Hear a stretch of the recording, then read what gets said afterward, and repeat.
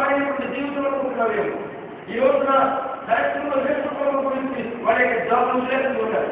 ఈ రోజున ఒక ప్రిన్సిపల్ కాలేజ్ ప్రిన్సిపల్, ఈ రోజున బ్యాంక్ మేనేజర్లు, ఈ రోజున ఆఫీసర్లు యేసు ప్రభువు గురించి వాళ్ళ యొక్క ఉద్యోగాన్ని వదిలిపెట్టుకొని యేసు ప్రభు వ్యక్తి నేను వెళ్ళాలి అనే ఉద్దేశంతో ఉంటున్నాను. వారితో పోల్చుకుంటే నీవెంత, వారితో పోల్చుకుంటే నీవెంత, వారితో ఉద్యోగం లేదే అంత అంత అర్థపడు కూడా ఏ సరే అర్థపడాలి ఏ సరే అయినప్పటికీ దేవుడిని పిలుస్తూ ఉన్నాడు.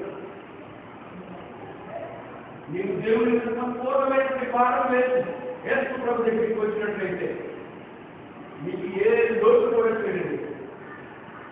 నీకు ఏ దినములకు కావలసినటువంటి ఆహారము ఆ దినములకు దేవుడు సమకూర్చగలిగినటువంటి శక్తి కలిగినటువంటి వాడు. అవే ఎవరి దేవుడు ఆయన సర్వశక్తివంతుడు అని నీవు నమ్మి యేసు ప్రభు దగ్గరికి వచ్చినట్లయితే ఆయన ప్రతి కార్యంలో కూడా ఆయన చేయగలడు.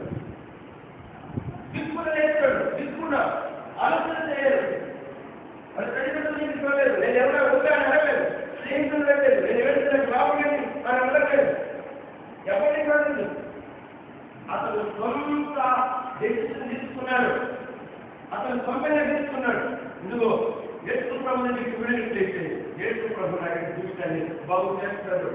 యేసు ప్రభు దగ్గరికి వెళ్తే నాకు ఏ లోటు లేదు అని అనుకున్నాడు. వెంటనే బట్టలు ఆరవేస్తాడు. ఎన్ని డబ్బులు ఏదో తెలియదు కదంటారా?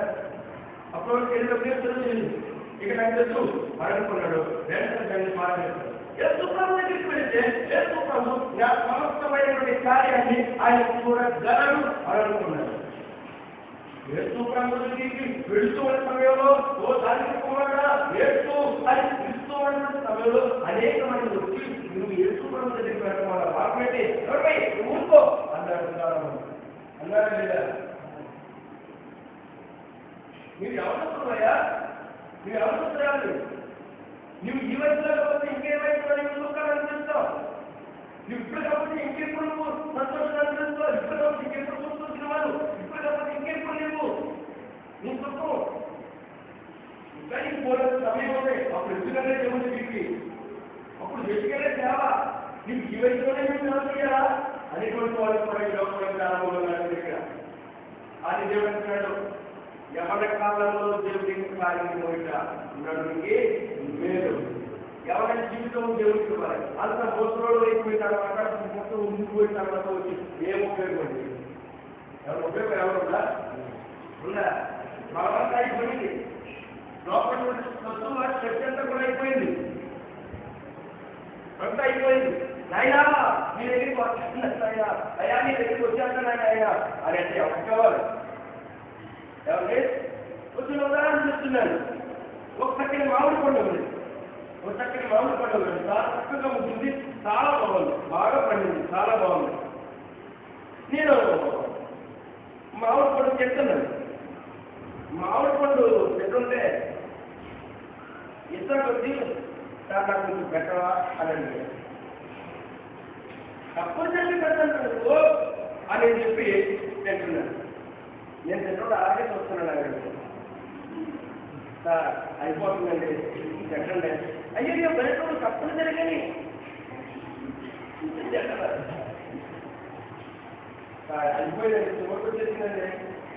అయ్యో నీకు పెట్టకపోతే ఎవరు పెడతాను, తప్పనిసరిగా పెడతారు అని చెప్పి మొత్తం దాంట్లో పిండి పిండి పిండి మొత్తం లోపల పీకి లోపల మొత్తం అన్ని అంతా లోపల రసమంతా లాగేది, పండుగ చేసి ఇప్పుడు తీసుకో, ఎంజాయ్ ఇష్టం హ్యాపీగా తిను అన్నాను అనుకోండి. ఏం చేస్తాడు అంటే ఏం చేస్తాడు? మీరు ఏం ఒప్పటి పడుతుందో చెప్తున్నారు, ఏం ఒప్పటి పడుతున్నారు టీవీ చెప్తున్నా అదే మామూలు కింద కొట్టండి చూడ దానిలో గుండెంతా లాగేదో కదా కదా. ఇక సెంటర్గా మిగిలింది నాకు ఆ పైకి ఒక ఆకారం తప్ప, అవునే కదా, పైకి ఒక ఆకారం తప్ప ఇది దాంట్లో మిగిలింది. నేను ఏం చేస్తాను దాంట్లో అంటే నాకు వెళ్ళేది అని చెప్పి నేను ఏ మామిడి పండు అయితే ఇచ్చారు అదే మామిడి పండుతాను కొడతాను. అవునా కదా? ప్రస్తుతం నీవు కూడా అదే స్థితిలో ఉన్నావు దేవుడికి. అర్థమవుతుందా? దేవుడు నేను కావాలని కోరుకుంటున్నాడు. నువ్వు మంచి మామిడి పండు వల్ల తయారయ్యావు. ఇప్పుడు ఎవరి జీవితంలో ఉన్నావు? ఇప్పుడు నువ్వు దేవుడు కావాలని కోరుకుంటున్నటువంటి సమయం ఇది. నేను దేవుడు ఉపయోగించుకోవాలనుకుంటున్నాడు, నిన్ను రుచి చూడాలనుకుంటున్నాడు, నిన్ను ఉపయోగించుకోవాలనుకుంటున్నాడు, నిన్ను ఉన్నతమైనటువంటి స్థితిలో పెట్టాలనుకుంటున్నాడు, నిన్ను ఒక స్టేటస్కి ఇవ్వాలి అని దేవుడు ఆలోచన చేస్తూ ఉన్నాడు. అయ్యా నేను ఇంకా వస్తానండి, ఇంకా చేస్తాను, నీ పని చాలా చేస్తానయ్యా, నీ పని చాలా చేస్తానయ్యా అని చెప్పి నీ ఎవరి జీవితం అంతా కూడా నీ కొరకు నీవు ఉపయోగించుకొని చివరి సమయంలో ఇక అన్ని ఉరికిపోయి, ఇంకా అన్ని బలవంతాన్ని నాశనం అయిపోయింది. ఇక చేతులు ఎగరైనటువంటి పరిస్థితుల్లో ఒకటి ఉగ్గిపోతుంది. ఆ పరిస్థితుల్లో నాయన నేను వచ్చాను, నాయన